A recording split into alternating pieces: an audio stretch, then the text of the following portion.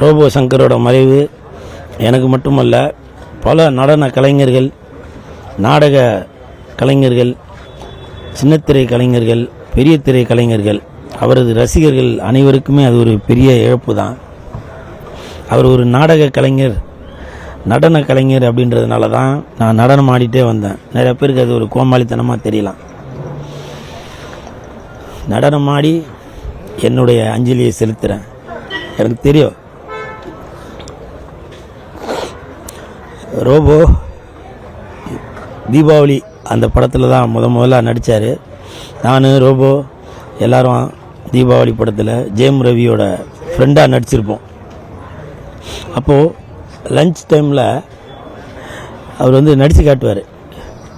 அப்போது கண்ணை மூடிட்டு பார்த்தாக்க கேப்டன் வாய்ஸ் அப்படியே கேப்டனே வந்து நிற்கிற மாதிரி இருக்கும்.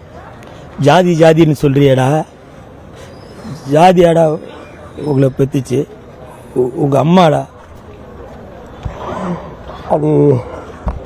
அது கண்ணை மூடிட்டு பார்த்தாக்க அப்படியே கேப்டன் நம்ம முன்னாடி வந்து நின்று பேசுகிற மாதிரி இருக்கும். அப்படி கேப்டன் மாதிரியே பேசுவார். அந்த ஷூட்டிங் ஸ்பாட்டில் அவருடைய மகள் இந்திரஜா அப்போ 2-3 வயசு தான் இருக்கும்.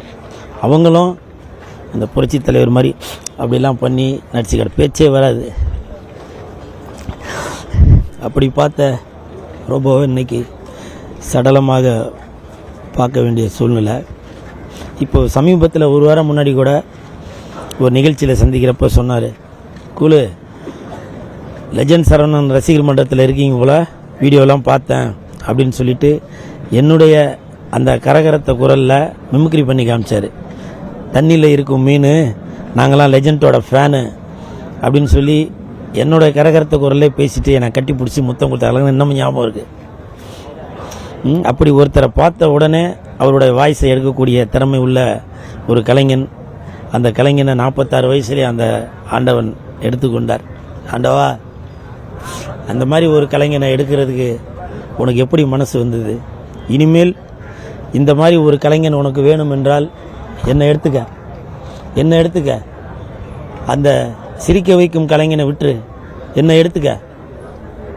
இது பார்க்குறவங்களுக்கு ஏதோ கோமாளித்தனமாக தெரியலாம். இதுதாங்க அன்புன்றது. ரசிகர்கள் இன்றைக்கி எவ்வளோ பேர் பார்த்தீங்களா?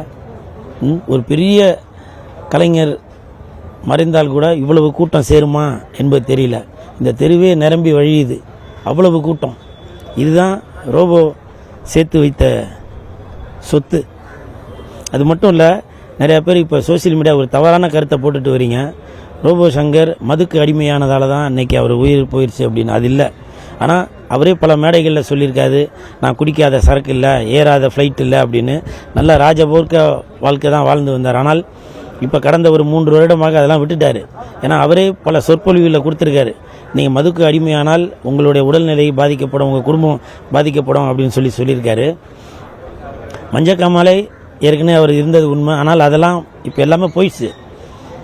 இப்போ அவர் உடல்நிலை சீராக தான் இருந்தது. இருந்தாலும் இயற்கை அவரை இழுத்து கொண்டது. அந்த ஆண்டவன் அவருடைய கணக்கை முடித்து வைத்து விட்டார். இனி வரும் காலங்களில் இந்த மாதிரி ஒரு கலைஞன் பிறப்பாரா என்பது அந்த ஆண்டவனுக்கு தான் தெரியும். அவரது குடும்பத்திற்கு ஆழ்ந்த இரங்கல். தயவு செய்து கேட்குறேன், உங்கள் பாதம் தொட்டு கேட்குறேன், மது யாரும் அருந்தாதீங்க, சரிங்களா? மது நாட்டுக்கும் வீட்டுக்கும் கேடு, சரிங்களா? இவரும் மதுவால் இறக்கலை, ஆனால் இவர் மதுக்கு அடிமையாக இருந்தது உண்மைதான். இப்போ அதெல்லாம் விட்டுட்டாரு, சரிங்களா? தயவு செய்து சொல்கிறேன், இந்த பாலிமர் சேனல் மூலமாக சொல்கிறேன், மது நாட்டுக்கும் வீட்டுக்கும் உயிருக்கும் எல்லாருக்குமே கேடு தான். தயவு செஞ்சு மதுவை விட்டுருங்க.